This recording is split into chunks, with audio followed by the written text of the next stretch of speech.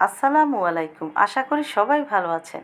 আজকে আমি আপনাদের সাথে কাঁচা আমের ঝাল কাশ্মীরি আচারের রেসিপি শেয়ার করব। আর এই আচারটা আমি তৈরি করে ঠান্ডা হয়ে যাওয়ার পরে এভাবে বোতলে ভরে নিয়েছি। আমার 2 বোতল হয়েছে। এখানে আমি দেশি মাঝারি সাইজের আম নিয়েছি, আর এখান থেকে 1.5 কেজি আম আমি নিব এই আচারটা তৈরি করার জন্য। আর বাড়াটাও কিন্তু ভিতরে একটু শক্ত দেখে নিতে হবে। আর এই আমটা প্রথমে আমি এভাবে মাঝখানটা কেটে নিয়ে তারপর খোসাটা ফেলে, বাড়াটা ফেলে তারপর আমার পছন্দ মতো করে কেটে নিব। আর এই আমগুলো প্রথমেই কিন্তু আমি ধুয়ে কেটে নিইনি, কারণ আমের কষ্টা রেখে যদি কাটা হয় তাহলে হাতটা পিছলে যায় না কাটার সময়, আর হাত কেটে যাওয়ারও তখন ভয়টা থাকে না। আপনারা এভাবে করে কেটে নিতে পারেন। এখন আমি কেটে নেওয়ার পরে নর্মাল পানি দিয়ে 4 বার ধুয়ে তারপরে কড়া রোদে ঝাঁঝরিতে দিয়ে ছাদে রেখে আর কি তারপরে শুকিয়ে নিয়েছি পানিটা। আর এইভাবে পানিটা শুকিয়ে রান্নাটা করে নিলে পানিটা রান্নার সময় একটু কম বের হবে, তাহলে এই আচারটার কালারটা দেখতে খুবই সুন্দর লাগবে। এখন আমি বন্ধ চুলায় সসপ্যানের ভিতরে আমগুলো দিয়ে এখানে আমি 900 গ্রাম চিনি দিয়েছি। আপনারা এর চেয়ে একটু বেশি দিতে পারেন। আর আমার এই আচারটাতে হালকা একটু টক রেখে তারপরে করেছি মিষ্টিটা। এখন আমি চিনিটা ভালো করে 2বারে দিয়ে মিশিয়ে নিয়েছি এবং 4টা তেজপাতাও সাথে দিয়েছি। মেশানো হয়ে গেলে আমি এখন একেবারে চুলা লো হিটে রেখে জালটা অন করে দিব এবং 7-8 মিনিট এভাবে রান্না করে নিব।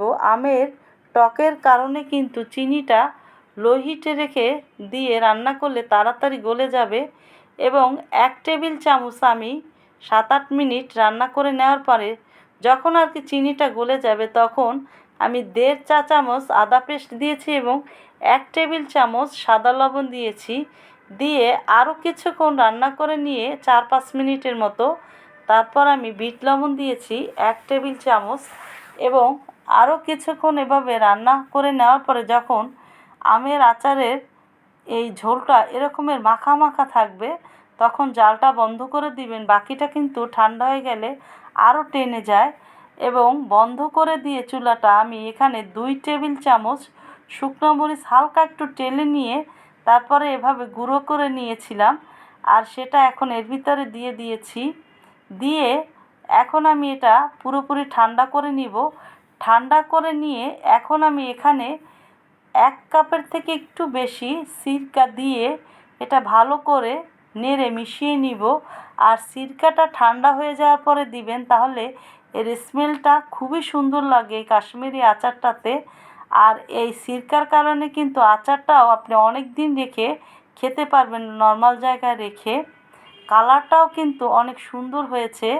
আর এই ভিডিওটা দেখে যদি আপনাদের কাছে ভালো লাগে প্লিজ আমার চ্যানেলটা সাবস্ক্রাইব, লাইক, শেয়ার করে আমার পাশে থাকবেন।